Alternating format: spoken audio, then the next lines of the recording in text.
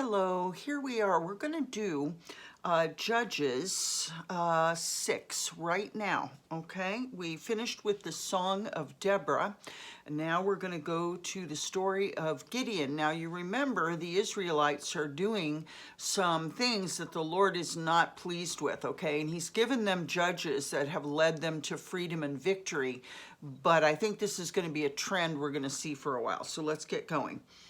The Israelites did evil in the eyes of the Lord, and for 7 years he gave them into the hands of the Midianites.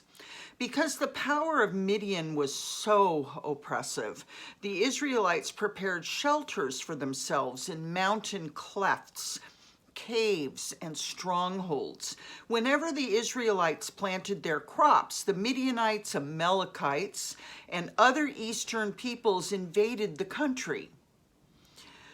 They camped on the land and ruined the crops all the way to Gaza and did not spare a living thing for Israel, neither sheep nor cattle nor donkeys.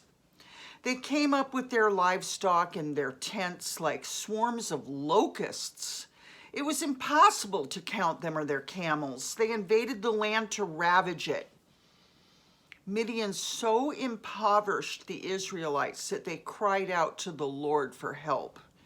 When the Israelites cried out to the Lord because of Midian, he sent them a prophet who said, "This is what the Lord, the God of Israel, says.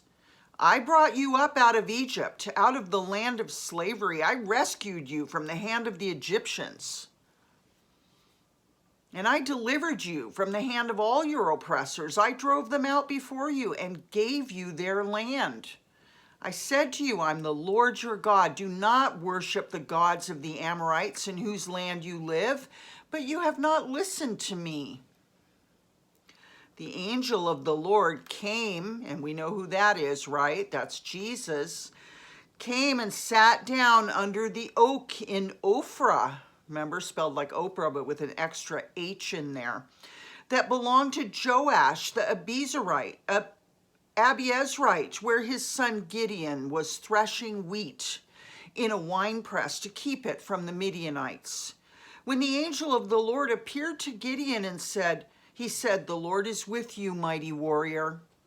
"Pardon me, my Lord," Gideon replied, "but if the Lord is with us, why has all this happened to us? Where are all his wonders that our ancestors told us about when they said, 'Did not the Lord bring us up out of Egypt?' But now the Lord has abandoned us and given us into the hands of Midian." The Lord turned to him. Remember, the angel of the Lord, and now it says the Lord. The Lord turned to him and said, Go in the strength you have and save Israel out of Midian's hands. Am I not sending you?" Let's read that again. The Lord turned to him and said, "Go in the strength you have and save Israel out of Midian's hand. Am I not sending you?" "Pardon me, my Lord," Gideon said, "but how can I save Israel? My clan is the weakest in Manasseh." So Gideon is out of the tribe of Manasseh, one of Joseph's sons, remember? "And I'm the least in my family." So out of all the sons, he's not even the strongest.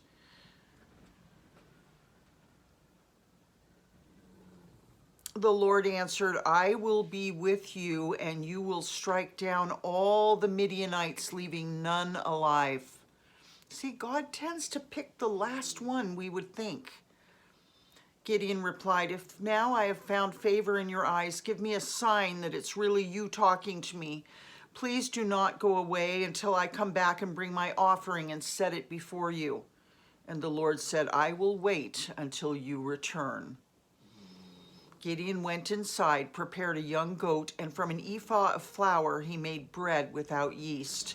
Putting the meat in a basket and its broth in a pot, he brought them out and offered them to him under the oak. The angel of God said to him, "Take the meat and the unleavened bread, place them on this rock, and pour out the broth." And Gideon did so. Then the angel of the Lord touched the meat and the unleavened bread with the tip of the staff that was in his hand. Fire flared from the rock, consuming the meat and the bread. And the angel of the Lord disappeared. When Gideon realized that it was the angel of the Lord, he exclaimed, "Alas, sovereign Lord, I've seen the angel of the Lord face to face." So he knows that he just had an encounter with the living God. But the Lord said to him, "Peace, do not be afraid, you're not going to die." So Gideon built an altar to the Lord there, a marker, and called it "The Lord is Peace." To this day, it stands in Ophrah of the Abiezrites. That same night, the Lord said to him, so I'm thinking the Abiezrites must be a clan of the Israelites. That same, a family group. That same night, the Lord said to him, "Take the second bull from your father's herd, the one 7 years old." Remember, 7 is the number of perfection. "Tear down your father's altar to Baal and cut down the Asherah pole beside it." His father was worshiping those foreign gods.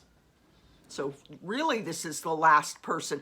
Now, I'm not going to get political and bring up Trump, but I am going to say that when we look back at his Playboy life and his business life and all of his bankruptcies and his failings, he's like the last person you'd think God would choose. Well, it's the same here. This guy's a pagan worshiper. His father is. He's living in a household with Asherah poles and altars to Baal, which I'm sure Trump spent a lot of time doing. But when he became president, he also met the Lord, okay? And for those of you that think people can't change, I'm the living proof, and so is Donald Trump. Of course, the people that hate him can't see through their hatred because they're looking through that lens of hatred.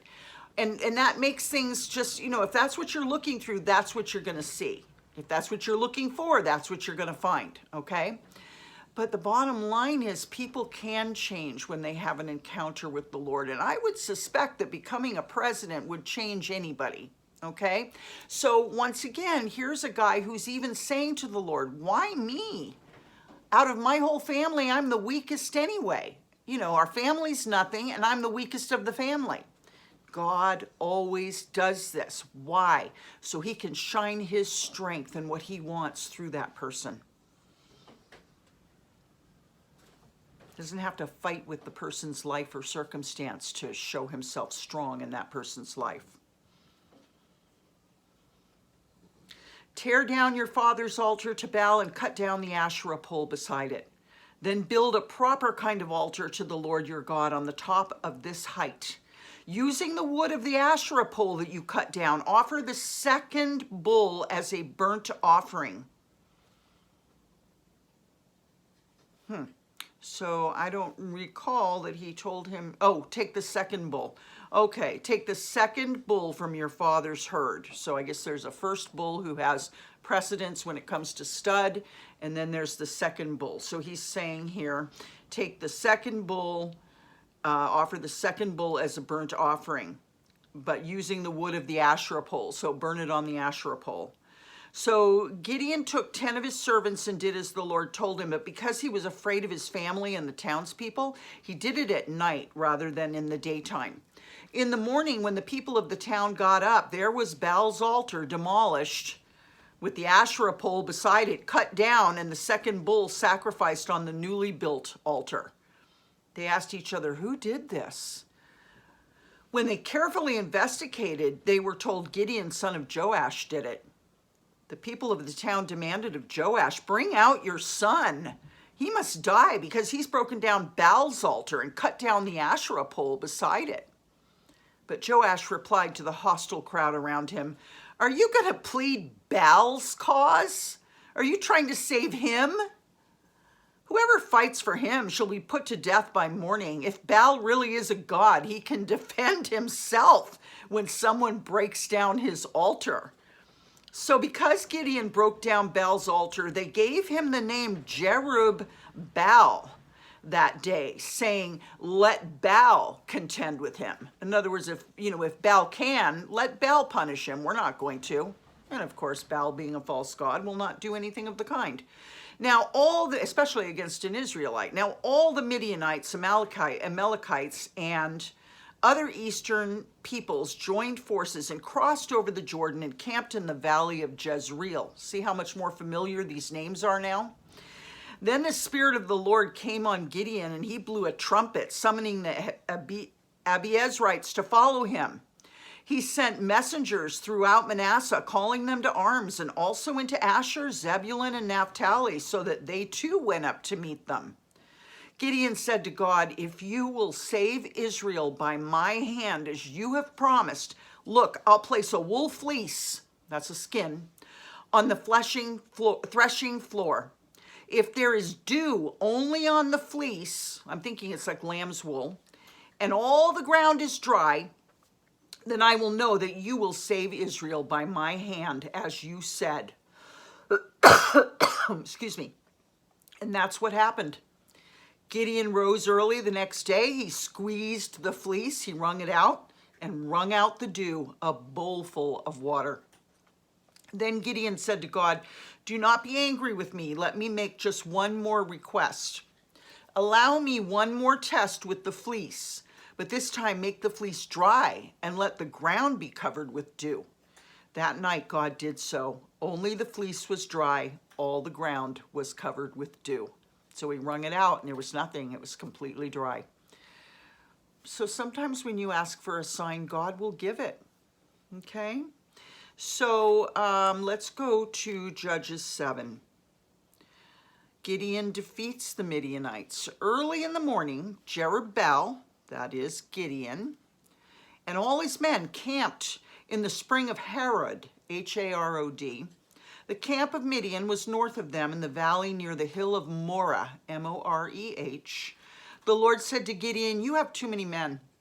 I can't deliver Midian into their hands, or Israel would boast against me. My own strength, this is the boast, my own strength has saved me. Now, see, God makes sure that we're weak so he can shine. Now, why does God want the attention? Because he wants all men to be saved. He wants us to tell our children about him. He wants us to brag about him because he wants men to seek him, because he wants all men to be saved. All right. So the Lord said to Gideon, you have too many men. I can't deliver Midian into their hands, or Israel would boast against me. My own strength has saved me. Now announce to the army, anyone who trembles with fear may turn back and leave Mount Gilead. So 22,000 men left, while 10,000 remained. But the Lord said to Gideon, there are still too many men. Take them down to the water, and I'll thin them out for you there. If I say this one shall go with you, he shall go. But if I say this one shall not go, he shall not go. So Gideon took the men down to the water. There the Lord told him, separate those who lap the water with their tongues as a dog laps from those who kneel down to drink. 300 of them drank from cupped hands, lapping like dogs, so like this. All the rest got down on their knees to drink. So in this way, it wasn't a good sign. The Lord said to Gideon, with the 300 men that lapped, I will save you and give the Midianites into your hands. Let all the others go home. So he's going to fight the Midianites and all these eastern tribes with 300 men.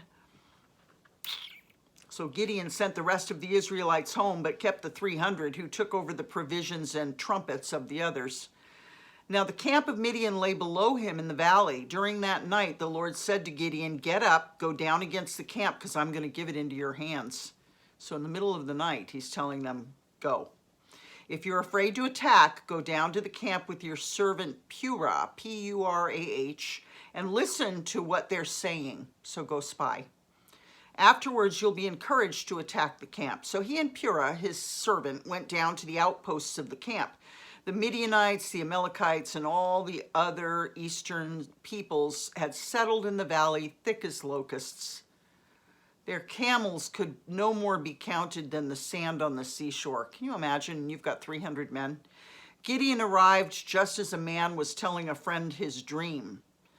So he's sneaking up and listening, and he overhears a man telling another man his dream. I had a dream, he was saying. A round loaf of barley bread came tumbling into the Midianite camp. It struck the tent with such force that the tent overturned and collapsed. His friend responded, "This can be nothing other than the sword of Gideon, son of Joash the Israelite. God has given the Midianites and the whole camp into his hands." So he knew. When Gideon heard the dream and its interpretation, he bowed down and worshiped. Wouldn't you? Wouldn't you be like, "Oh my God, thank you, Jesus, you great and mighty God"? He returned to the camp of Israel and called out, "Get up, the Lord has given the Midianite camp into your hands," dividing the 300 men into 3 companies. He placed trumpets and empty jars in the hands of all of them with torches inside. "Watch me," he told them, "follow my lead. When I get to the edge of the camp, do exactly as I do. When I and all who are with me blow our trumpets, then from all around the camp blow yours and shout for the Lord and for Gideon." Gideon and the 100 men with him reached the edge of the camp at the beginning of the middle watch, which is probably 3 in the morning. Just after they'd changed the guard, they blew their trumpets and broke the jars that were in their hands. The 3 companies blew the trumpets and smashed the jars, grasping the torches in their left hands and holding in their right hands the trumpets they were to blow. They shouted, "A sword for the Lord and for Gideon." While each man held his position around the camp, all the Midianites ran, crying out as they fled. So they didn't even attack them. They just made a huge crushing, smashing glass sound in every direction, screaming in unison, "The sword is for the Lord and for Gideon." And they just freaked out and left. Talk about psychological warfare, right? Crying out as they fled. So they fled screaming. When the 300 trumpets sounded, the Lord caused the men throughout the camp to turn on each other with their swords. The army fled to Beth Shittah towards Zerera as far as the border of Abel Meholah near Tabith.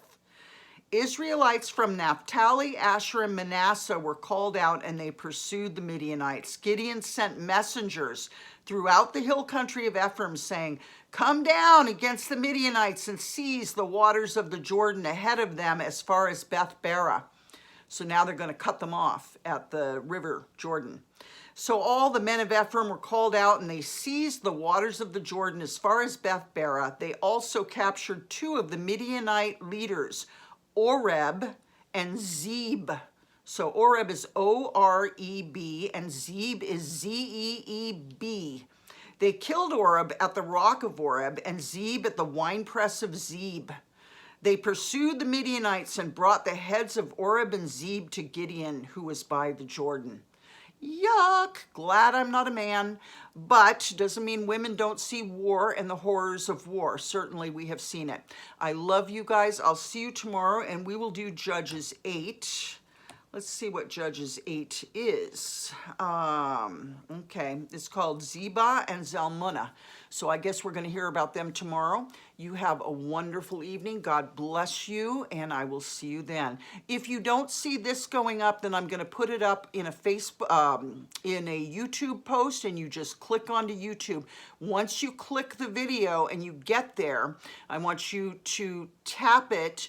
It's going to say tap to unmute, and you know how to do that. And then tap it again until down at the bottom right, you see a little square, and you hit that to expand. And then you'll be right here with me the way we are now. I love you. Have a good evening. I'll see you tomorrow. Bye-bye.